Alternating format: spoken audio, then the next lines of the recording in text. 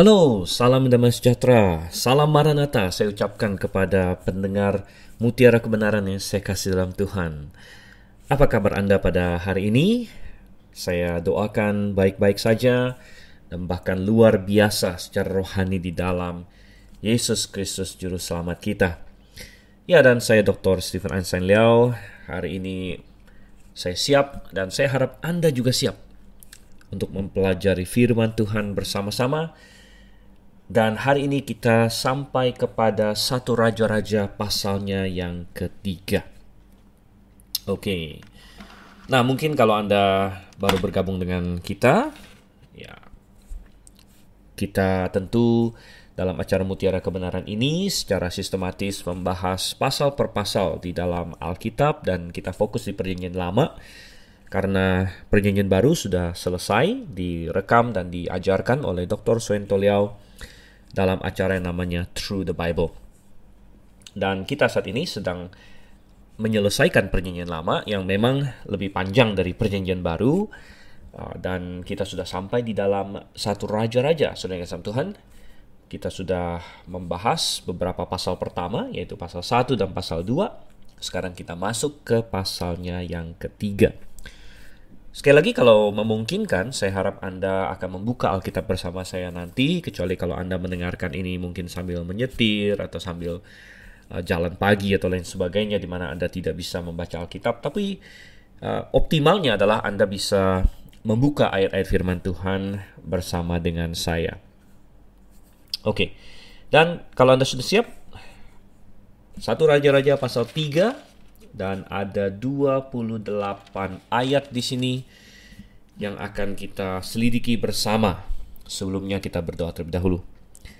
Bapa yang di surga, kami mengucap syukur untuk kasih setiamu kepada kami.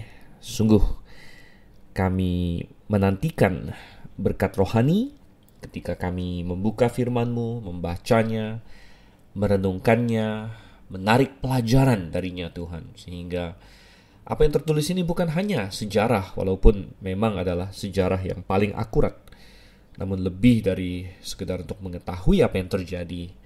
Firman-Mu menuntun kepada apa yang perlu kami lakukan pada hari ini. Terima kasih Tuhan, pimpin dan sertai kami. Kami berdoa dalam nama Yesus Kristus. Amin. Oke, kita akan lihat terlebih dahulu 1 Raja-Raja pasal 3, kita baca dulu ayat 1 sampai dengan ayatnya yang ketiga. Saya bacakan. Lalu Salomo menjadi menantu Firaun, Raja Mesir. Ia mengambil anak Firaun dan membawanya ke kota Daud sampai ia selesai mendirikan istananya dan rumah Tuhan dan tembok sekeliling Yerusalem.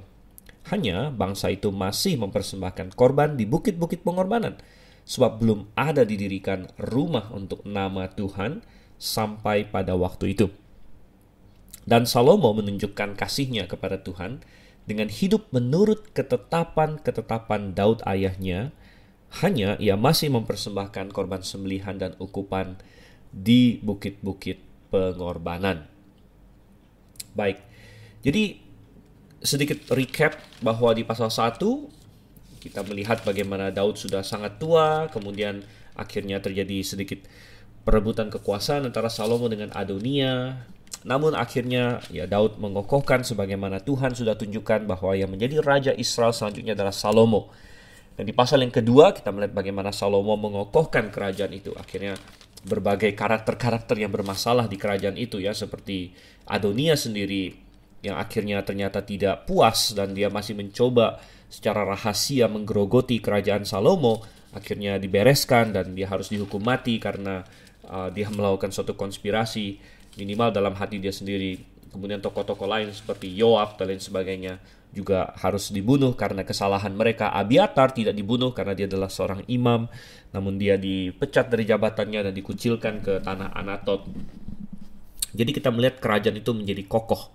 Nah, masuk ke pasal 3 kita mulai melihat apa yang menjadi dasar dari kerajaan Salomo, hari-hari pertamanya. Kita akan lihat itu nanti di pasal 3, pasal 4 dan lain sebagainya. Dan kita akan melihat di sini betapa Tuhan menggenapi janji yang diberikan kepada Daud. Ingat waktu kita membahas 2 Samuel, titik paling tinggi di dalam 2 Samuel sebenarnya adalah ketika Tuhan menyampaikan perjanjian Daud kepada dia. Perjanjian yang akhirnya hari ini kita kenal dengan nama perjanjian Daud, karena memang Tuhan berikan kepada Daud itu ada di 2 Samuel pasal 7.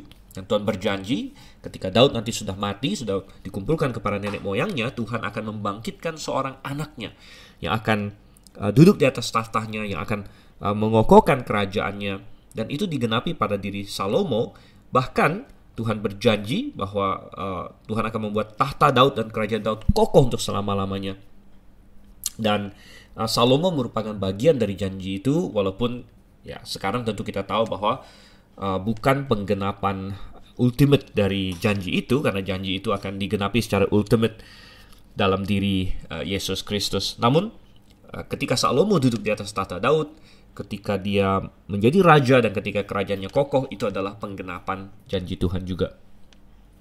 Nah, lalu apa yang kita baca di sini di pasal 3 ya? Pertama kita lihat masalah keluarga dulu. Dikatakan lalu Salomo menjadi menantu Firaun, raja Mesir. Jadi artinya dia menikah dengan seorang putri Firaun, saudara yang kasih Tuhan. Nah, kalau kita membaca teks di 1 Raja-Raja pasal 3 ini saja, ini dinyatakan secara netral. Jadi narator minimal pada titik ini belum menyatakan ini positif atau negatif begitu.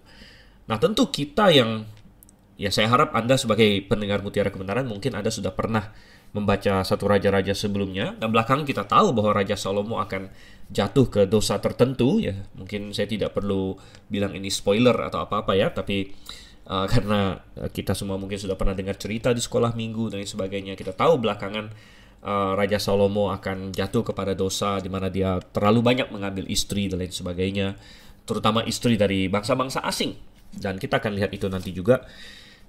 Tetapi sampai di titik ini di 1 Raja-Raja pasal 3 minimal, ini masih dinyatakan secara netral, dan kita bisa melihat dari sisi manusia, dari sisi politik dan sebagainya, ini adalah hal yang positif. Dari sisi manusia, ini adalah hal yang bagus. Ini menunjukkan bahwa kerajaan Israel mulai dipandang di mata internasional ya.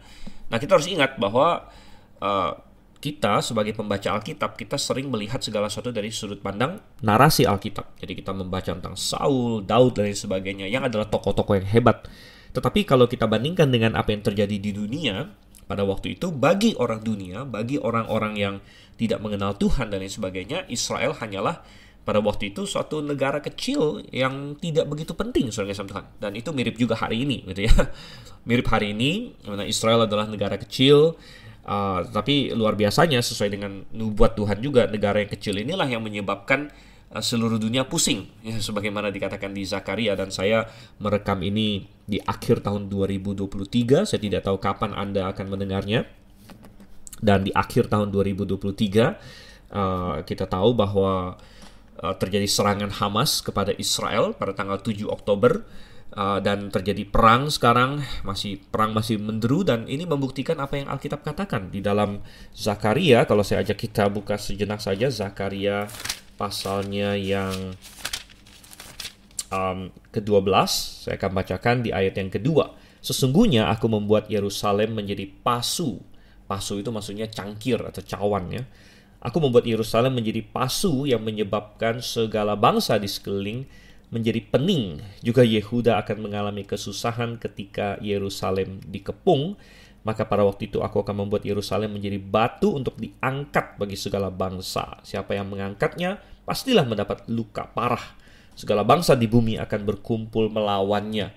Nubuat yang diucapkan oleh Zakaria ini sekitar 400 tahun sebelum Yesus. Jadi hampir 2500 tahun yang lalu, ternyata sangat-sangat akurat sekali saudara Tuhan. Dan kita melihat bagaimana Israel menjadi pusat, artinya sumber kepusingan bangsa-bangsa lain yang memikirkan perdamaian dan lain sebagainya, dan banyak sekali konflik-konflik di dunia ini berpusat di Yerusalem di sini. Dan dikatakan lagi, aku akan membuat Yerusalem menjadi batu yang untuk diangkat segala bangsa. Siapa yang mengangkatnya pastilah luka parah. Jadi semua orang yang ingin ikut campur, ingin membantu, ingin menyelesaikan masalah Israel dan sebagainya malah terluka nanti ya. Tetapi ada satu kata-kata di sini, segala bangsa di bumi akan berkumpul melawannya. Dan kita sudah bisa melihat bahwa antisemitisme semakin meningkat. Dan sempat kita berpikir bahwa dalam Perang Dunia Kedua, Hitler membunuh begitu banyak orang Israel, orang Yahudi, dan kita berpikir, ini tidak akan dibiarkan terjadi lagi. Ini tidak akan dibiarkan terjadi lagi. Namun, saudara kasih Tuhan, apa yang terjadi? Ya, kita melihat antisemitisme semakin meningkat, dan ini akan terjadi lagi, bahkan dalam skala yang lebih hebat dalam masa tribulasi nanti. Tetapi ini semua hanya untuk sedikit menggarisbawahi kalau kita kembali ke 1 Raja-Raja pasal 3, bagaimana Israel suatu bangsa yang begitu kecil ya, memiliki dampak yang begitu besar. Tapi dari sudut pandang duniawi, Israel tuh, apalagi kalau kita balik lagi ke zaman Saul, zaman Daud, itu hanyalah kerajaan kecil gitu. Kerajaan kecil yang bahkan di masa hakim-hakim mereka kerap dikalahkan, kerap menjadi budak, menjadi bagian dari kerajaan-kerajaan lain. Namun ketika di sini di 1 Raja-Raja pasal 3 ya, sampai Salomo menikah dengan putri Firaun, itu mengindikasikan secara politik, secara manusiawi, kerajaan Israel itu sudah masuk dalam kancah internasional, sudah diakui oleh negara-negara lain, negara-negara besar ya, seperti Mesir dan lain sebagainya, sebagai suatu negara yang berbobot begitu. Jadi di satu sisi ini adalah semacam berkat Tuhan juga ya bagi Israel, bahwa mereka karena Daud ya, karena Salomo dan sebagainya, mereka menjadi bangsa yang diperhitungkan oleh bangsa-bangsa lain. Dan pernikahan yang seperti ini memang sering sekali dilakukan pada masa itu, pernikahan antara satu raja dengan raja lain. Maksudnya raja dengan anak dari raja lain, dari kerajaan lain. Dan Daud pun ada melakukan ini. Bahkan kalau kita masih ingat, salah satu anak Daud yaitu Absalom, itu adalah anak raja juga. Nah, Anda masih ingat tidak? Dia adalah anak dari, coba kita buka di 2 Samuel di sini. Ibunya namanya Maaka, di sini Raja Talmai gitu ya. 2 Samuel pasal 3 ayatnya yang ketiga, di mana anak Daud yang ketiga adalah Absalom, anak dari Maaka, anak perempuan Talmai, Raja Gesur. Jadi Daud pun, ayahnya Salomo, ada menikah dengan anak dari Raja Talmai. Jadi dengan cara seperti ini pada waktu itu aliansi dibentuk, kerajaan-kerajaan mereka melakukan perjanjian damai dengan cara demikian. Karena manusia tahu bahwa secari kertas saja itu gampang dibohongin ya. Apa yang ya, misalnya seorang raja tanda tangan ya seperti hari ini ya, ada tanda tangan perdamaian lah, tanda tangan perjanjian ini, perjanjian itu, dengan mudah bisa dikoyakkan ya. Bahkan perang Rusia dengan Ukraina sekarang ya, yang banyak juga memecah ini ya, begitu banyak perbedaan pendapat ya. Saya ada membaca bahwa Ukraine dulu punya nuklir ya, tetapi Ukraine diyakinkan katanya untuk menghilangkan senjata nuklir mereka dengan janji bahwa Rusia tidak akan menyerang gitu ya. Namun ya ternyata Rusia juga menyerang ya. Tentu Rusia kemudian dia berkata dia punya alasan juga yang lain ya. Jadi semua saling mencari alasan ya. Alasan Rusia adalah masalah NATO dan lain sebagainya. Oke. Saya tidak akan terlalu panjang lebar di sana, tapi saya hanya ingin berkata bahwa perjanjian manusia itu begitu mudah dibatalkan gitu ya. Oleh karena itu di zaman dulu perjanjian-perjanjian ini kadang-kadang diperkuat oleh pernikahan gitu. Jadi kalau misalnya saya menikah dengan anak kamu ya, maka kamu akan lebih hati-hati dan mungkin tidak akan terlalu berani untuk menyerang saya karena anak kamu istri saya. Begitu. Demikian juga sebaliknya ya, kalau misalnya istri kamu adalah anggota atau anaknya Raja Mesir, tentu Salomo juga mungkin tidak akan terlalu banyak berpikir untuk menyerang Mesir dan lain sebagainya. Jadi ini adalah sesuatu yang sering dilakukan pada masa itu, dan ini sedikit menggarisbawahi atau sedikit memberikan penjelasan kenapa Salomo bisa sampai menikah dengan begitu banyak orang belakangan, begitu banyak perempuan belakangan ya. Nah, kita belum sampai, tapi sedikit spoiler sekali lagi bahwa sampai akhirnya Salomo atau tercatat nanti dia memiliki sekitar 1.000 orang perempuan. Ya, di antaranya ada 300 gundik ya kalau saya tidak salah. Kemudian 700 istri dan lain sebagainya. Jadi jumlah yang fantastis, luar biasa, bahkan sering dibikin joke atau kelakar gitu kan dengan istri sebanyak itu ya. misalnya kapan kegilirnya dan lain sebagainya. Dan yang mungkin dalam pemikiran kita memang tidak masuk akal gitu jumlah itu, tapi bukan berarti semuanya mungkin adalah kemauan Salomo secara pribadi, ya, melainkan banyak diantaranya pasti adalah hasil dari pernikahan perjanjian yang seperti yang kita bahas tadi itu. Jadi ada banyak raja yang mengirimkan entah putrinya, entah siapanya begitu, untuk menikah dengan Salomo sebagai suatu tanda ikatan persahabatan, ikatan perjanjian dan lain sebagainya. Jadi dari sisi manusia ini hal yang netral atau positif. Tetapi saudara kasih Tuhan, kalau kita mau menilainya dari sisi rohani, jelas ini adalah sesuatu yang minimal tidak ideal. Ya, minimal tidak ideal atau bahkan menjurus ke berbahaya sebenarnya. Ada beberapa poin. Ya, pertama, kita memahami dari penyelidikan Alkitab bahwa Putri Firaun ini bukanlah istri pertamanya Salomo, gitu ya. Nah, kita tahu ini dari beberapa hal. Coba kita buka misalnya di 1 Raja-Raja 11 ayat yang ke-42. Saya bacakan 1 Raja-Raja 11 ayat 42. Lamanya Salomo memerintah di Yerusalem atas seluruh Israel ialah 40 tahun. Jadi Salomo memerintah 40 tahun. Bandingkan lagi dengan 1 Raja-Raja 14 ayat 21. Oke, 1 Raja-Raja 14 ayat 21. Adapun Rehabeam anak Salomo yang memerintah di Yehuda, Rehabeam berumur 41 tahun pada waktu ia menjadi raja, dan 17 tahun lamanya ia memerintah di Yerusalem, kota yang dipilih Tuhan dari antara segala suku Israel untuk membuat namanya tinggal di sana. Nama ibunya ialah Naama, seorang perempuan Amon. Wow, jadi Rehabeam berumur 41 tahun waktu dia memerintah, sedangkan Salomo memerintah 40 tahun. Berarti Rehabeam lahir sebelum Salomo mulai memerintah. Rehabeam lahir 1 tahun sebelum Salomo naik tahta, begitu. Dan nama ibunya ialah Naama yang adalah seorang perempuan Amon juga. Jadi bukan orang Israel, saudara kasih Tuhan. Nah, ini luar biasa ya.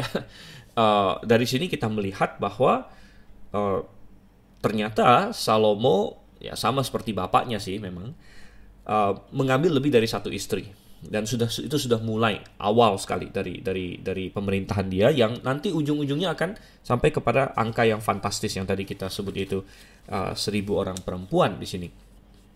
Dan ini tentu saja sudah melanggar idealnya Tuhan. Dan memang kita bilang bahwa di masa perjanjian lama Tuhan yang belum memberikan terang sebesar itu di perjanjian lama dibandingkan di perjanjian baru.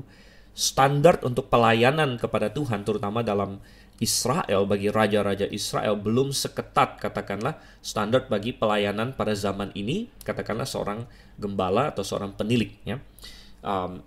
Ingat bahwa Israel dengan gereja adalah dua hal yang berbeda, walaupun banyak orang salah. Dan banyak orang hari ini berpikir bahwa gereja adalah Israel rohani, padahal tidak, itu salah ya saudara sekalian. Israel ya Israel, gereja ya gereja, eklesia Tuhan.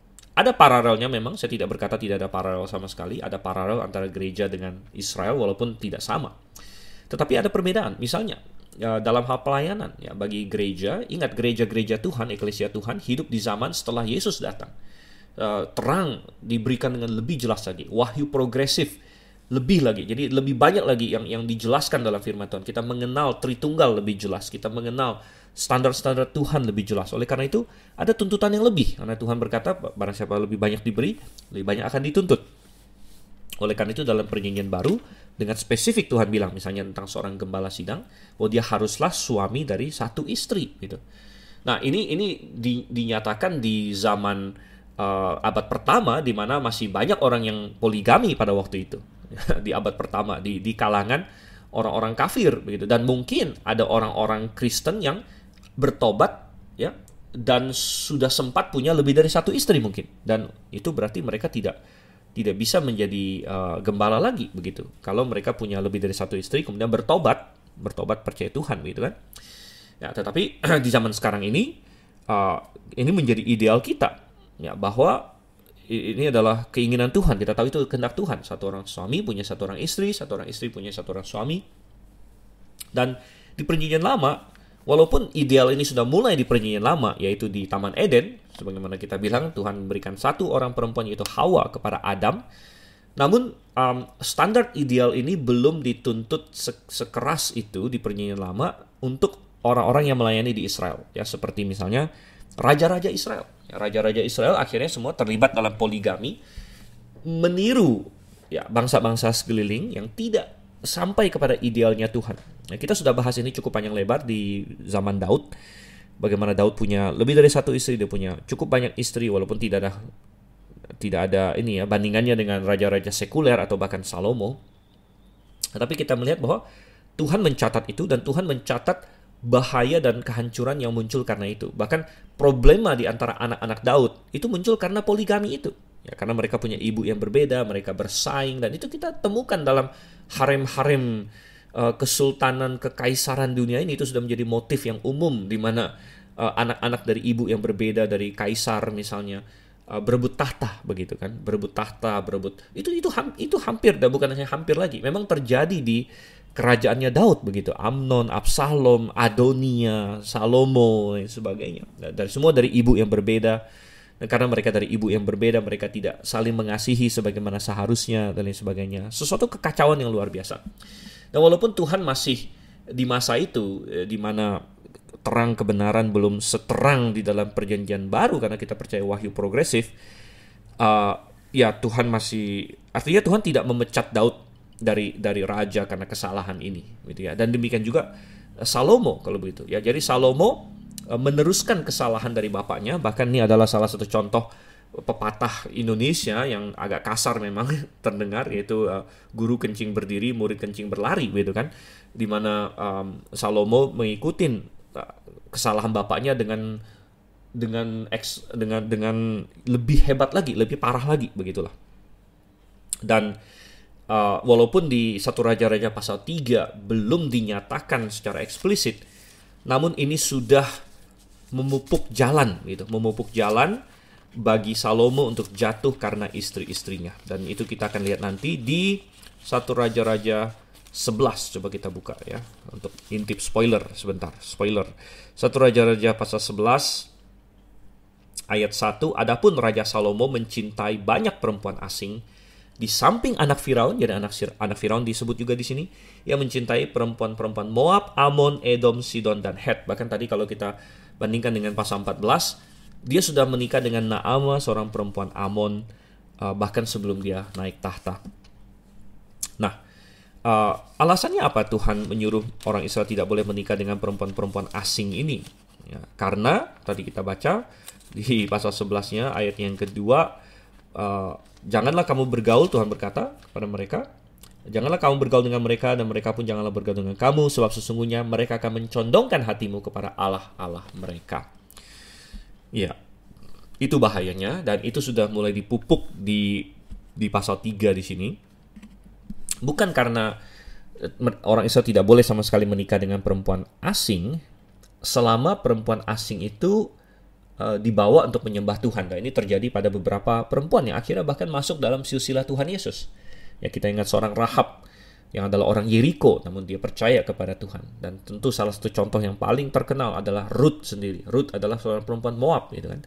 Namun perempuan Moab yang meninggalkan keluarganya, meninggalkan Allahnya, Allah-Allah Moab, ilah-ilah Moab, dan datang menyembah kepada Allah Israel. Itu nggak ada masalah, saudara Tuhan. Ya. Oke, baik. Nah, kembali ke 1 Raja-Raja 3 di sini ya. Kalau kita bicara ini bisa panjang lebar, waktu kita sangat singkat. Kemudian dikatakan di sini, ia membawa anak Firaun itu ke kota Daud. Kota Daud adalah bagian original Yerusalem yang direbut oleh Daud. Ya, karena belakangan Yerusalem akan diekspansi, tapi ada benteng originalnya, benteng yang paling sulit direbutnya itu disebut kota Daud. Dan biasanya suatu kota seperti itu, kalau Anda di zaman pertengahan medieval ya, di mana kota itu besar, tapi kemudian dan kota yang besar itu ada temboknya. Tapi kemudian di tengah kota itu ada semacam kastil atau semacam ya semacam bangunan atau suatu pertahanan yang lebih dalam lagi. Jadi di kota itu sendiri punya tembok, tapi ada kota di dalam kota lah begitu. Ya, dan ini disebut kota Daud. Jadi ini adalah bagian original Yerusalem yang paling berkubu, yang direbut oleh Daud di 2 Samuel pasal 5 kalau Anda baca lagi di situ. Dan bahwa anak Firaun dibawa masuk ke sana mengindikasikan bahwa ya Daud nomor satu bisa dikatakan bahwa Daud mengasihi dia. Itu hal yang bukan Daud, Salomo, Salomo membawa dia masuk, dan bisa dikatakan Salomo mengasihi dia. Tapi juga ya artinya adakah si anak Firaun ini dimenangkan kepada Tuhan? Ya, sepertinya teks nanti akan mengatakan tidak, begitu kan? Oke. Nah, ayat yang kedua berkata begini, hanya bangsa itu masih mempersembahkan korban di bukit-bukit pengorbanan sebab belum ada dirikan rumah bagi nama Tuhan sampai pada waktu itu. Dan kita gabungkan dengan ayat yang ketiga, ada satu hal yang luar biasa dikatakan di ayat 3. Salomo menunjukkan kasihnya kepada Tuhan. Jadi, kita mengkritik Salomo tadi mengenai masalah dia menikah. Dan ya, kita harus paham bahwa kita melihat ini dari kultur kita hari ini yang tentu memandang rendah poligami dan lain sebagainya.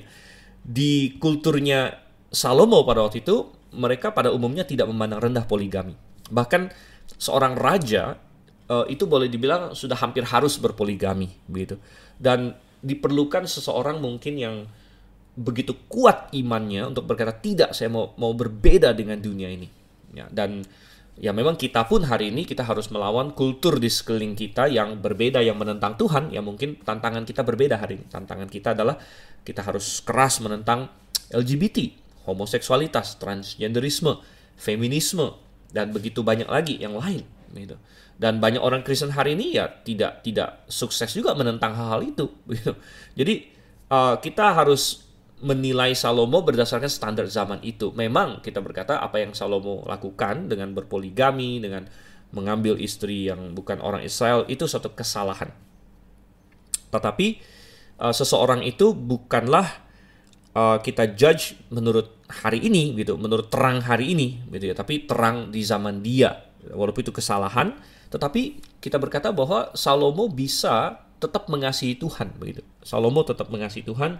Nah, itu dinyatakan sendiri oleh Alkitab di dalam ayat yang ketiga, di mana dikatakan Salomo menunjukkan kasihnya kepada Tuhan, katanya, dengan hidup menurut ketetapan-ketetapan Daud. Ada beberapa hal yang saya ingin komentari di sini. Pertama, ingat bahwa Salomo dikasih nama lain oleh Tuhan, yaitu Yedija. Itu ingat ya di 2 Samuel pasal 12. Yedija dikasih nama begitu oleh Tuhan karena katanya Tuhan mencintai dia, Tuhan mengasihi dia. Dan di sini kita melihat Salomo merespon kepada kasih Tuhan itu dengan mengasihi Tuhan kembali. Ini suatu hal yang luar biasa. Sebagaimana di dalam 1 Yohanes dikatakan juga, kita mengasihi dia karena dia terlebih dahulu mengasihi kita. Dan apapun yang nanti akan kita kritik tentang Salomo, ya baik itu nanti di masa tua dia, penyimpangan dia, dan lain sebagainya, namun tidak dapat kita pungkiri bahwa Salomo mengasihi Tuhan di sini. Ya, nah, memang ini akan menjadi suatu peringatan juga bagi kita bahwa mengasihi Tuhan pun kita harus berjaga-jaga agar kasih kita tidak terselewengkan, karena belakangan Salomo akan mengasihi istri-istrinya, istri-istri asingnya gitu. Tapi dia mengasihi Tuhan di sini. Dan kita memuji Salomo pada titik ini. Nanti pada titik lain kita akan kritik dia. Ya, tapi di titik ini kita harus memuji dia. Bahwa ini adalah hal yang benar, mengasihi Tuhan. Nah, itu adalah basis dari segala sesuatu. Oleh karena itulah katanya dia hidup menurut ketetapan-ketetapan Daud. Dan ini juga sama dengan apa yang Tuhan Yesus katakan berkali-kali dalam Yohanes misalnya, Yohanes pasal 15, Yohanes pasal 14. Tuhan berkata kepada murid-muridnya, kalau kamu mengasihi aku, turutilah perintah-perintahku. Jadi itulah ekspresi kasih kita kepada Tuhan. Kita menuruti perintah Tuhan. Nah, hari ini banyak orang mengaku I love Jesus, saya mengasihi Tuhan dan lain sebagainya. Tapi bagaimana kamu menunjukkan kasihmu? Bukan hanya dengan tempel stiker I love Jesus di mobilmu, bukan hanya dengan nyanyi-nyanyi di gereja lagu-lagu yang bikin orang mau nangis dan sebagainya. Lalu secara emosional, I love you God, segala macam. Bukan hanya dengan itu, saudara sama Tuhan, melainkan dengan kita menaati firman Tuhan. Ya, dengan kita melakukan apa yang Tuhan perintahkan kepada kita, baik dalam hidup sehari-hari kita, baik dalam kita bergereja dan lain sebagainya, itu adalah kita mengasihi Tuhan di sini. Nah, tetapi hanya dikatakan di sini kan, ya, jadi masih ada kelemahan-kelemahan yang terjadi. Hanya ia masih mempersembahkan korban sembelihan dan ukupan di bukit-bukit pengorbanan Yang kalau kita gabungkan dengan ayat 2, bukan hanya merupakan kelemahan Salomo, tapi kelemahan Israel pada umumnya. Nah, untuk memahami ini, kita harus tahu sedikit bahwa di dalam hukum Taurat, sebenarnya Tuhan ada perintahkan. Coba kita buka Ulangan pasal 12 di sini ya. Ulangan pasal 12. Dan oke, kalau kita baca, sebenarnya kita bisa baca banyak ayat, tapi di ayat 2 dan ayat 3 dari Ulangan 12, Tuhan perintahkan nanti kalau kalian sudah masuk ke tanah Kanaan, kalian harus musnahkan mesbah-mesbah bangsa-bangsa di situ. Ya. Kalian tidak boleh pakai lagi, tidak boleh pakai ulang mesbah mereka. Dan ayat yang kelima, Ulangan 12 ayat 5, tetapi tempat yang akan dipilih Tuhan Allahmu dari segala sukumu sebagai kediamannya untuk menegakkan namanya di sana, tempat itulah harus kamu cari dan kesanalah harus kamu pergi, kesanalah harus kamu bawa korban bakaran, korban sembelihan dan lain sebagainya. Jadi intinya Tuhan memerintahkan, nanti aku akan pilih satu tempat dan hanya di tempat itu kamu boleh memberikan persembahan, mengorbankan domba kepadaku, hanya di tempat itu. Nah, kita tahu bahwa tempat itu nanti akan menjadi Yerusalem gitu. Tapi sebelum itu Yerusalem, dan sebelum, kalau kita balik lagi ke 1 Raja-Raja 3, sebelum Salomo mendirikan bait suci di situ, ada semacam vakum di sini, sehingga bangsa Israel masih mendirikan korban, mendirikan mesbah dan memberikan korban di tempat-tempat lain, di tempat-tempat tinggi dan lain sebagainya, karena belum ada tempat yang Tuhan pilih itu yang di Ulangan pasal 12 itu begitu. Dan memang sebelum bait suci didirikan itu masih Tuhan toleransi, masih oke, begitu ya. Nah, dan Salomo melakukan itu. Coba kita baca sekarang ayat yang keempat dan ayat yang kelima. Ayat 4 dan ayat 5, pada suatu hari Raja pergi ke Gibeon untuk mempersembahkan korban. Sebab disitulah bukit pengorbanan yang paling besar. 1.000 korban bakaran dipersembahkan Salomo di atas mesbah itu. Di Gideon itu Tuhan menampakkan diri kepada Salomo dalam mimpi pada waktu malam. Berfirmanlah Allah, mintalah apa yang hendak kuberikan kepadamu. Oke? Jadi menyambung ke masalah orang Israel dan Salomo termasuk, belum ada bait suci waktu itu. Jadi mereka mempersembahkan korban di mana? Nah, salah satunya adalah di Gibeon katanya. Di ayat 4, karena dikatakan disitulah bukit pengorbanan yang paling besar. Bahkan kalau kita baca di dalam, coba kita baca di dalam 1 Tawarik di sini ya. Jadi ada perikop paralel yang bisa kita lihat atau kita bisa melihat beberapa yang lain. 1 Tawarik pasalnya yang ke-16. Dan kalau kita lihat di ayat yang ke-39 dan 40, oke. Saya bacakan 1 Tawarik 16 ayat 39, tetapi Zadok imam itu dan saudara-saudara sepuaknya para imam ditinggalkannya di hadapan kemah suci Tuhan di bukit pengorbanan yang di Gibeon, supaya pagi dan petang tetap dipersembahkan korban bakaran kepada Tuhan di atas mesbah korban bakaran, dan supaya dikerjakan segala yang tertulis dalam Taurat Tuhan. Oke, jadi kita tahu di sini bahwa kenapa Gibeon adalah bukit pengorbanan terbesar, karena rupanya kemah suci ada di sana, yaitu kemah suci yang dari padang gurun itu begitu. Kemah suci ada di Gibeon pada waktu itu. Dan ini menarik juga kalau kita melacak sejarah kemah suci. Kita tahu kemah suci itu didirikan oleh Musa di padang gurun. Lalu setelah Yosua masuk ke tanah Kanaan, kita tahu bahwa kemah suci ditaruh di tempat namanya Silo. Masih ingat ya? Nah, Silo ini Alkitab tidak sebut terlalu banyak, ya, tetapi ada beberapa perikop bahwa tempat ditaruh di Silo. Lalu apa yang terjadi? Karena dosa orang Israel dan sebagainya, Tuhan membiarkan Silo dihancurkan. Dan ini terjadi pada zaman Imam Eli, yaitu pada waktu dia mati itulah, karena anaknya Hofni dan Pinehas. Anda masih ingat ya, di 1 Samuel kita bahas ini. Dan pada saat yang sama dalam peperangan dengan orang Filistin, tabut Tuhan direbut oleh orang Filistin dan Silo dihancurkan oleh orang Filistin. Termasuk kemah Tuhan mungkin dihancurkan dan lain sebagainya. Jadi, wow, itu luar biasa sekali. Akhirnya, karena Tuhan hajar orang Filistin, masih ingat di 1 Samuel, orang Filistin terpaksa kembalikan tabut Tuhan. Dan mereka kembalikan ke kota namanya Kiryat Yearim. Ya, Kiryat Yearim. Nah, tetapi tabut Tuhan ditaruh di Kiryat Yearim, tapi kemah suci tidak di Kiryat Yearim begitu. Jadi mulai di situ tabut Tuhan dengan kemah suci itu rupanya terpisah tempatnya. Tabut Tuhan ada di mana, kemah suci ada di mana, begitu. Dan ternyata kita temukan bahwa selama zaman Saul, masih ingat Daud waktu dia bawa tabut itu ke Yerusalem, dia bilang selama zaman Saul tabut Tuhan tidak dipedulikan, tetap di Kiryat Yearim. Nah, sedangkan kemah suci ada di beberapa tempat. Ya, pertama, rupanya Saul pernah mendirikan kemah suci itu kembali di namanya kota Nob. Ya, kota Nob, dan di situ menjadi kota imam di situ.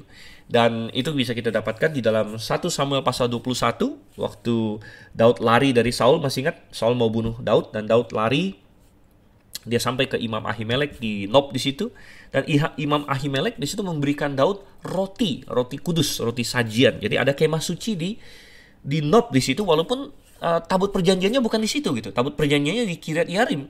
Jadi terpisah di situ kan. Nah, lalu akhirnya Nob pun bubar karena Saul sendiri. Ya, masih ingat waktu Saul tahu bahwa Daud lari, dia marah sekali, lalu dia suruh Doeg untuk membunuh semua imam yang di Nob. Jadi semua imam di Nob mati, ya, tinggal Abiatar yang lari ikut dengan Daud, dan berarti kemah suci di Nob juga jadi nggak ada gunanya. Dan rupanya, ya kita tidak tahu prosesnya bagaimana, Alkitab tidak ceritakan pada kita, lalu atau siapa yang berinisiatif lain sebagainya. Ujung-ujungnya kemah suci itu akhirnya ditaruh di Gibeon. Nah, Gibeon ini adalah suatu daerah yang tidak terlalu jauh dari Yerusalem, suatu bukit di sini. Dan jadi kemah suci ada di Gibeon. Nah, waktu Daud jadi raja, kita tahu bahwa akhirnya dia memindahkan tabut Tuhan dari Kiryat Yearim ke Yerusalem. Jadi masih terpisah rupanya tabut Tuhan dengan kemah suci itu, begitu. Dan waktu Daud bawa masuk tabut Tuhan ke Yerusalem, coba kita buka di sini ya, di ini 2 Samuel pasal 6. Ada satu komentar di sini, 2 Samuel 6 ayatnya yang ke-17. Saya bacakan, tabut Tuhan itu dibawa masuk lalu diletakkan di tempatnya di dalam kemah yang dibentangkan Daud untuk itu. Jadi ini bukan kemah suci, tapi ketika tabut Tuhan dibawa masuk ke Yerusalem, Daud bikin satu tenda atau kemah temporer untuk tabut itu rupanya. Karena kemah perjanjian, kemah suci ada di Gibeon, begitu. Jadi masih terpisah. Nah, mungkin kita bisa bertanya, kenapa Daud tidak langsung pindahkan juga kemah sucinya ke Yerusalem, begitu ya? Dan ya kita tidak bisa menjawab dengan pasti sih kenapa Daud tidak lakukan itu, tapi bisa jadi karena Daud memang sudah punya rencana belakangan bahwa dia mau dirikan rumah bagi Tuhan, sehingga mungkin dia berpikir tanggung kalau kemahnya dipindahkan sekarang karena toh saya mau mendirikan rumah dan lain sebagainya. Ya, kita tidak tahu persis kenapa Daud tidak sekaligus ya memindahkan kemah sucinya juga ke Yerusalem juga bersama dengan tabut. Tapi kenyataannya seperti itu, ya, kemah suci ada di Gibeon, tabut ada di Yerusalem. Ya, sehingga Salomo pergi ke Gibeon untuk mempersembahkan korban di situ, dan korban yang begitu banyak di sini ya, 1000 korban bakaran. Kita baca di sini di ayat yang keempat. 1000 korban bakaran. Wow, luar biasa sekali. Dan sekali lagi ini menunjukkan nomor satu tentu kekayaan Salomo, dia raja yang kaya. Tapi nomor dua hati dia, jadi cetusan kasih dia.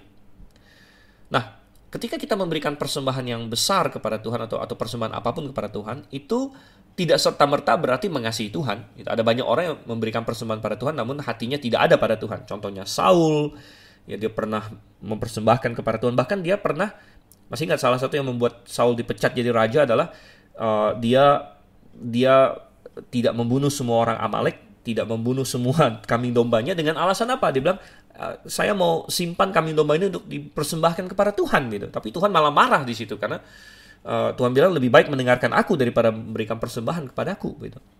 Jadi bukan mempersembahkan persembahan pada Tuhan itu berarti mencintai Tuhan. Namun hati yang mencintai Tuhan biasanya akan mau berkorban bagi Tuhan. Nah, jadi jangan terbalik ya saudara kasih Tuhan. Anda memberikan persembahan pada Tuhan, atau siapapun ada orang memberikan persembahan pada Tuhan, bukan berarti itu pasti dia mencintai Tuhan. Ya. Ada orang yang melakukan itu karena ritualisme, karena formalisme, atau karena dia menganggap Tuhan seperti kayak dewa gunung kawi begitu. Ya kalau saya kasih ini, atau tertipu oleh suatu teologi sukses, teologi kemakmuran, dijampi-jampi, dijanjikan oleh siapa yang dia nonton di TV begitu kan, pengkhotbah sesat yang menjanjikan kalau kamu sumbang kepada Tuhan saat ini juga sebelum masa ini berakhir Anda akan dapatkan 10 kali lipat dan sebagainya. Itu seperti trik marketing sales psikologis murahan.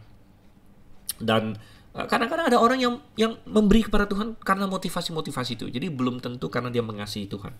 Tetapi saya balik ya, orang yang mengasihi Tuhan akan rela berkorban bagi Tuhan.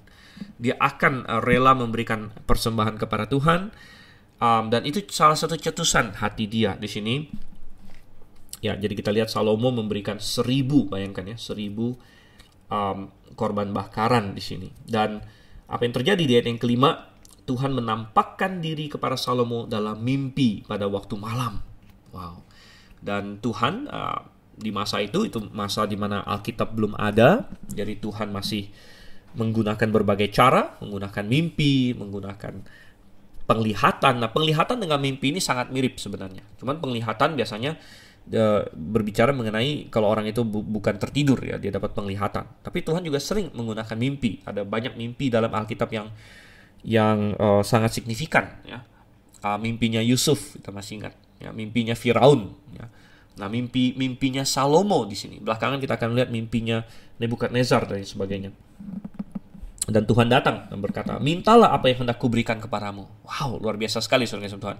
Ada dongeng-dongeng di mana Anda tahu ada dongeng tentang lampu ya, lampu ajaib yang digosok-gosok keluar jin katanya. Lalu jin akan bilang, ayo minta apa saja aku kasih 3 permintaan dan sebagainya. Itu semua adalah bohong ya. Mungkin mitologi seperti itu didasarkan kepada cerita Alkitab. Bahkan kita tahu ada banyak mitologi di dunia ini yang didasarkan pada peristiwa nyata. Misalnya mitologi tentang misalnya mitologi tentang dewa yang menikah dengan perempuan lalu lahir anak setengah dewa, itu didasarkan pada Kejadian pasal 16 ya. Mitologi dunia tentang air bah, banjir ya, itu didasarkan pada benar-benar air bah Nuh dan lain sebagainya.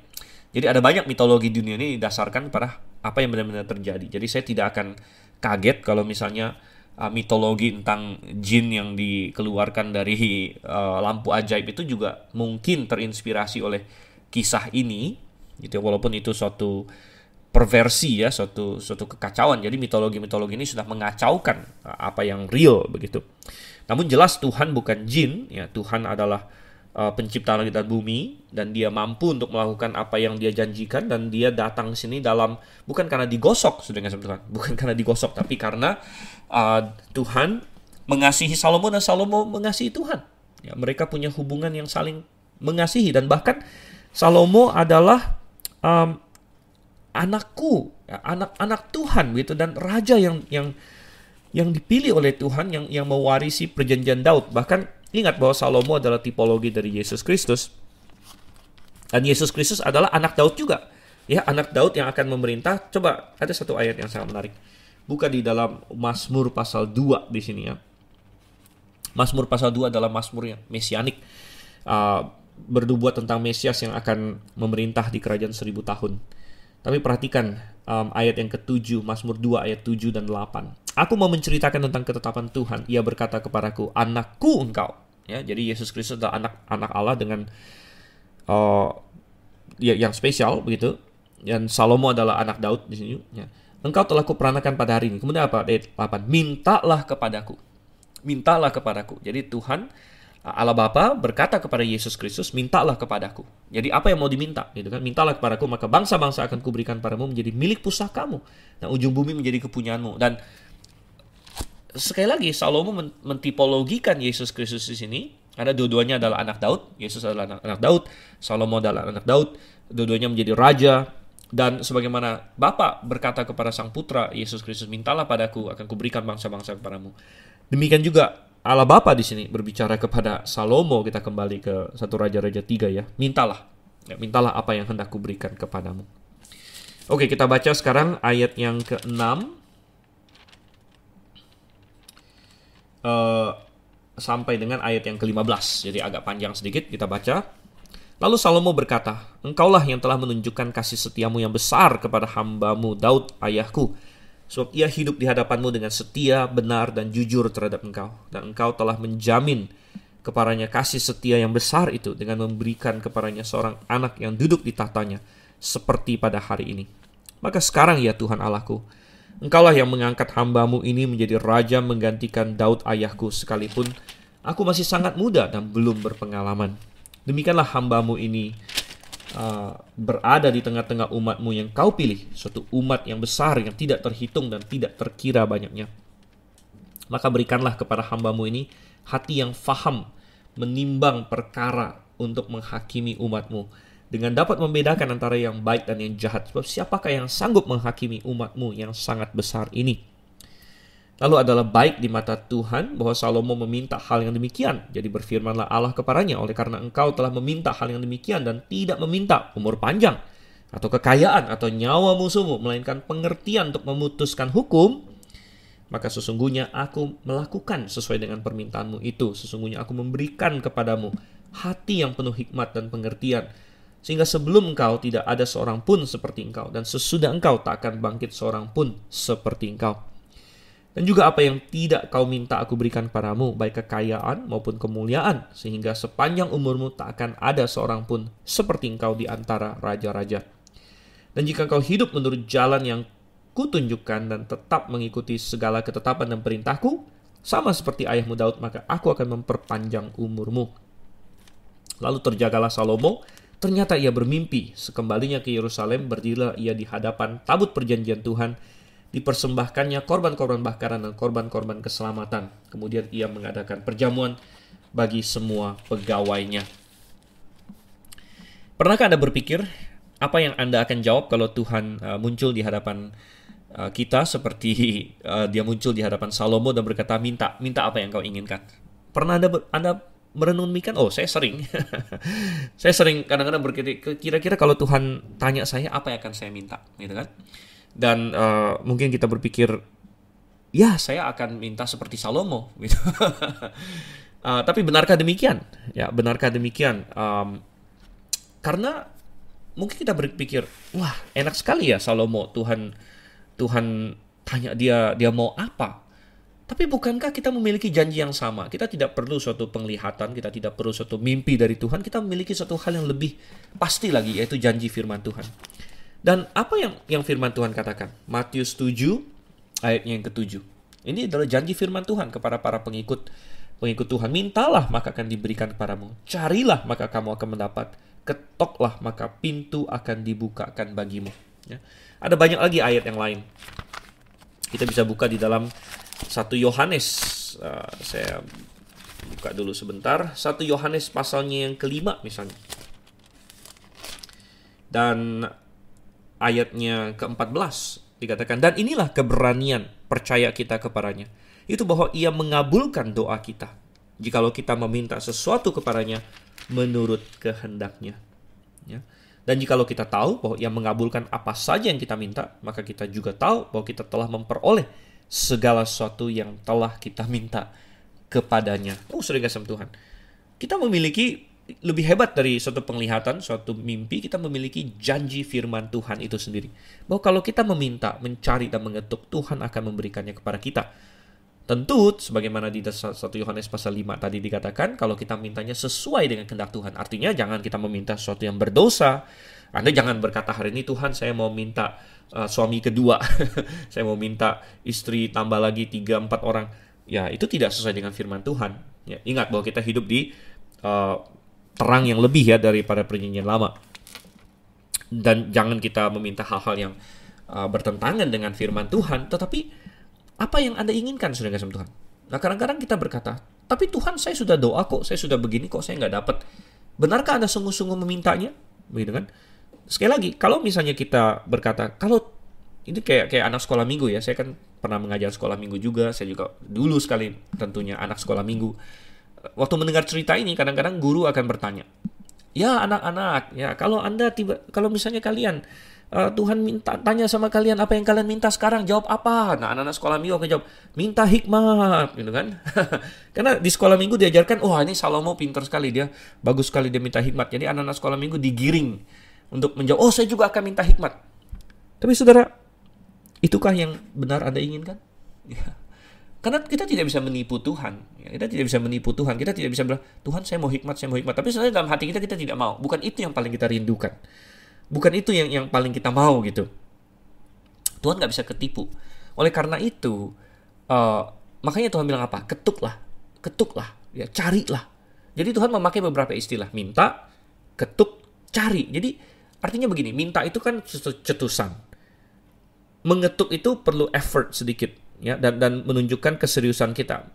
Cara Anda ngetuk pintu itu gini loh. Ada orang yang ngetuk pintu itu kayak malu-malu gitu. Tuk tuk tuk tuk gitu kan. Ada yang ngetuknya dengan confident. Tuk tuk tuk tuk. Nah, tapi kemudian Tuhan juga pakai istilah cari. Cari, to seek gitu kan. Jadi berarti Tuhan melalui suatu proses. Tuhan sudah tahu tentunya hati kita. Tapi Tuhan menyingkapkan hati kita sendiri kepada diri kita. Dengan cara seberapa engkau menginginkan ini. Seberapa engkau mencari ini.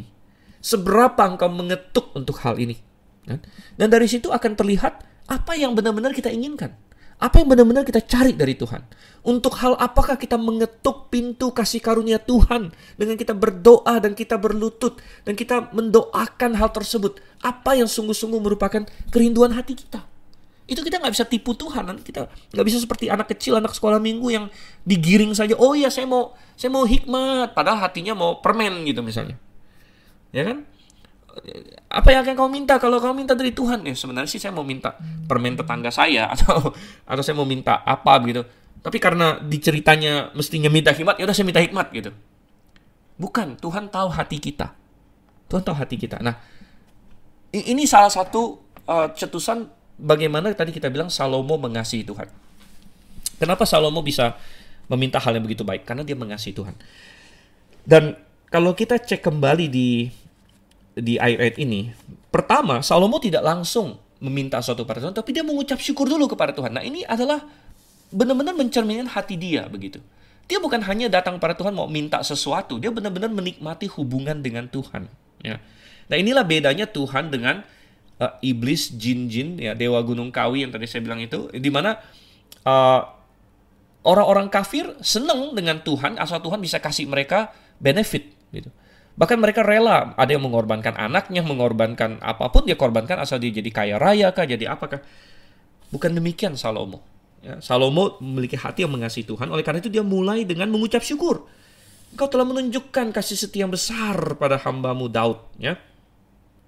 Bahwa kembali lagi bahwa Tuhan sudah menegakkan dia, memberikan seorang anak duduk di atas tahtanya dan sebagainya, memenuhi perjanjian Daud. Dan kemudian dia benar-benar melihat bahwa menjadi raja Israel itu adalah suatu pelayanan, saudara-saudara. Nah, ini yang membedakan Salomo dengan Adonia misalnya, atau dengan Saul. Saul awalnya dia enggan jadi raja, tapi begitu jadi raja, hatinya berubah. Dia mulai berpikir bahwa saya berhak menjadi ini, dan dia tidak melihat lagi itu sebagai suatu pelayanan. Kalau itu suatu pelayanan, maka ketika Tuhan bilang, oke, stop Saul, aku pecat kamu jadi raja, ya mesti dia bilang, oke Tuhan, aku menyesal, aku salah, ya udah, pilihlah seorang yang lebih baik yang bisa melayani Israel dengan lebih baik. Tapi Saul kan tidak begitu. Adonia tidak. Adonia berpikir, aku mau jadi raja. Tapi perhatikan Salomo di sini dibilang, aku ini masih muda, katanya di ayat yang ke-7, sangat muda, belum berpengalaman. Ingat bahwa di masa itu, waktu dia mulai memerintah, dia umur 30 tahun waktu dia memerintah. Jadi ini mungkin tahun pertama atau tahun keduanya Salomo di pasal 3 di sini. Dia mulai memerintah umur 30 tahun. Berarti dia bukan muda banget dalam pengertian masih anak belasan tahun, tapi dia merendah. Dia tahu bahwa betapa sulitnya ini. Ini adalah suatu pelayanan yang luar biasa di sini. Dan dia berpikir tentang umat Tuhan. Ya. Jadi ketika kita meminta sesuatu yang, ingat di Yakobus, coba kita buka Yakobus. Yakobus pasal 4, ya, tentang doa. Dan apa yang Yakobus katakan? Kita tidak memiliki karena kita tidak berdoa. Di ayat yang ke Yakobus 4 ayat 2. Kamu mengingini sesuatu tapi kamu tidak memperolehnya karena kamu lalu kamu membunuh, kamu iri hati tapi kamu tidak mencapai tujuanmu, lalu kamu bertengkar dan kamu berkelahi, kamu tidak memperoleh apa-apa karena kamu tidak berdoa, kamu tidak minta pada Tuhan, gitu kan. Ayat 3, atau kamu berdoa juga tapi kamu tidak menerima apa-apa karena kamu salah berdoa, sebab yang kamu minta itu hendak kamu habiskan untuk memuaskan hawa nafsumu. kontras dengan Salomo yang dia meminta sesuatu untuk pekerjaan Tuhan, untuk umat Tuhan. Tuhan, aku perlu untuk bisa, katanya apa? Menghakimi umatmu. Menghakimi umatmu. Aku perlu bisa membedakan yang baik dan jahat supaya menghakimi umatmu. Dan ini sekali lagi menunjukkan bahwa fungsi pemerintahan yang utama adalah untuk menjadi hakim, untuk memberikan keadilan. Ya, itu adalah fungsi pemerintahan yang utama sebagaimana di Roma pasal 13. Dan hari ini satu komentari tentang banyak pemerintahan di dunia ini. Ya. Banyak pemerintahan di dunia ini kacau balau karena tidak menegakkan keadilan. Itu adalah fungsi paling basic. Di mana hukum ditegakkan, dan terutama hukum itu mencerminkan hukum Tuhan, ya, karena ada hukum-hukum ditegakkan namun hukumnya ngaco begitu. Ya, ada banyak di negara barat sekarang hukum-hukum yang justru mempenalti orang-orang yang memberitakan kebenaran. Anda tidak boleh misalnya memberitakan firman Tuhan, tapi Anda boleh menyebarkan propaganda LGBT dan lain sebagainya. Nah, itu hukumnya sendiri sudah kacau ya. Tapi ketika hukum suatu negara mencerminkan hukum Tuhan, dan kemudian negara itu menegakkan hukum Tuhan itu dengan baik, hukum yang mencerminkan hukum Tuhan itu dengan baik, maka Tuhan akan memberkati negara tersebut. Ya, semua hal-hal lain itu sebenarnya semua hal-hal lain yang dilakukan pemerintah itu adalah ekstra sebenarnya. Ya, pemerintah boleh membangun fasilitas umum, itu boleh, bagus ya. Tapi hal-hal lain ya seperti memberikan sembako, jaringan sosial dan sebagainya, itu adalah hal-hal ekstra yang sebenarnya bukan mandat utama dari pemerintah. Walaupun kebanyakan orang hari ini maunya justru pemerintah ngurusin yang seperti itu gitu. Nah, Salomo paham bahwa tugas utama dia sebagai raja pemerintah adalah menghakimi umatmu yang sangat besar ini. Sehingga dia minta di ayat 9, inti permintaan dia adalah hati yang faham menimbang perkara. Nah, ini yang sering dikatakan engkau meminta hikmat di sini kan. Sebagaimana Tuhan nyatakan di ayat yang ke-12 juga, aku memberikan padamu hati yang penuh hikmat. Dan hati yang faham menimbang di sini dalam bahasa Ibrani-nya sangat menarik ya, karena dikatakan lev shomea. Lev itu hati, shomea itu artinya sebenarnya literalnya mendengar. Jadi Salomo meminta aku mau hati yang bisa mendengar ya. Mendengar apa? Mendengar kebenaran. Mendengar, jadi bisa membedakan. Jadi hati yang sensitif boleh dibilang itu kan, bisa mendengarkan mana yang benar, mana yang salah begitu. Dan ini juga merupakan inti dari hikmat. Ya, inti dari hikmat adalah menentukan mana benar dan mana salah, mana bagus dan mana tidak bagus, sehingga kita bisa membuat pilihan. Gitu. Ya, itu adalah hikmat sedangkan sama Tuhan. Hikmat bukanlah pengetahuan matematika, pengetahuan akademis bahkan. Ada banyak orang yang punya begitu banyak pengetahuan, tapi dia tidak berhikmat sama sekali karena dia tidak bisa membedakan mana yang baik dan mana yang tidak baik. Mana yang jahat, mana yang tidak jahat, mana yang benar, mana yang salah. Dia tidak tahu itu. Dan percuma Anda bisa menyebut fakta dan menghafal sekian banyak. Tapi kalau Anda tidak bisa membedakan yang bagus dan tidak bagus, ya. Wow, itu kacau sekali. Oke, dan Tuhan memuji Salomo, ayat 10, baik di mata Tuhan bahwa Salomo meminta hal yang demikian, katanya. Sehingga di ayat 11, Tuhan mengkomentari bahwa Tuhan menganggap Salomo ini baik bukan hanya berdasarkan apa yang dia minta, tapi apa yang tidak dia minta. Ya. Jadi, apa yang tidak kita minta, apa yang tidak kita maui, itu mencerminkan sesuatu juga tentang kita. Ya, Tuhan bilang, kamu tidak minta umur panjang, tidak minta kekayaan atau nyawa musuhmu, ya. Maka Tuhan malah akan memberikan hal-hal ini. Yang Tuhan bilang, melainkan kamu meminta hati yang penuh hikmat dan pengertian, ya. Maka Tuhan akan memberikan itu kepada Salomo, sehingga Salomo akan menjadi yang paling berhikmat. Tidak pernah ada orang seperti dia yang sebelum maupun sesudah dia, dan Tuhan akan melimpahkan hal-hal lain itu juga, yaitu kekayaan, ya, umur yang panjang. Dan tapi ada sedikit caveat di sini, atau ada sedikit syarat atau conditionality. Jika engkau hidup menurut jalan yang kutunjukkan, tetap mengikuti segala ketetapan dan perintahku, aku akan memperpanjang umurmu. Sini ya. Wow, jadi ini yang Tuhan janjikan, luar biasa. Sekali lagi Anda bertanya, mungkin kita bertanya, bisakah saya memiliki hal yang sama? minta dari Tuhan, ya, minta dari Tuhan. Dan bahkan Tuhan berjanji di kitab Yakobus, Tuhan berjanji, barang siapa kekurangan hikmat apa? Mintalah kepada Tuhan. Coba kita buka ayatnya. Yakobus dan Itu ada di ini ya, pasal 1 ayat yang kelima. Tetapi apabila di antara kamu ada yang kekurangan hikmat, hendaklah ia memintakannya kepada Allah yang memberikan kepada semua orang dengan murah hati dan dengan tidak membangkit-bangkit, maka hal itu akan diberikan kepadanya. Bukankah ini janji Tuhan? Bukankah ini janji Tuhan bahwa Dia akan memberikan hal yang sama kalau kita memintanya? Ya mungkin kita tidak perlu Tuhan saya mau lebih dari Salomo, ya nggak perlulah, begitu kan? Yang penting kita punya hikmat, begitu. Seberapa kadarnya dan lain sebagainya, biarlah itu seberapa Anda menginginkannya, gitu kan? Tapi minta kepada Tuhan. Oke, kembali ke 1 Raja-Raja 3 dan ayat 15 tadi. Terjagalah Salomo, ternyata ia bermimpi. Ya, Tuhan berbicara kepada dia lewat mimpi, namun walaupun itu adalah mimpi, namun bukan hanya sekedar mimpi, beda ya.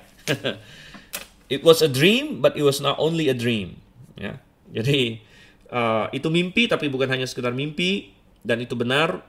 Dan Salomo berdiri kembali ke Yerusalem di hadapan tabut perjanjian yang tadi sudah kita bahas ya. Tabut dengan kemah suci terpisah waktu itu karena bait suci belum dibangun. Dia membakar korban lagi kepada Tuhan. Oke ya. Baik. Nah, sebenarnya kita sudah habis waktu kita. Biasanya kita 1 jam, tapi kita akan kita akan stop sampai di sini. Kalau begitu ya, kita akan stop sampai di sini. Yang pasal 3 ayat 16 sampai pasal 4 mungkin nanti akan kita bahas di kali berikutnya. Oke, saya akan undur diri dulu dari pendengaran Anda sekalian, dan tetap belajar Alkitab, tetap lakukan ya firman Tuhan dan diterapkan dalam hidup ini. Berjemaat dengan benar, baca firman Tuhan dengan benar, bersaksi kepada orang sekeliling kita. Sampai ketemu lagi. Saya Dr. Stephen Anseliau. Maranatha.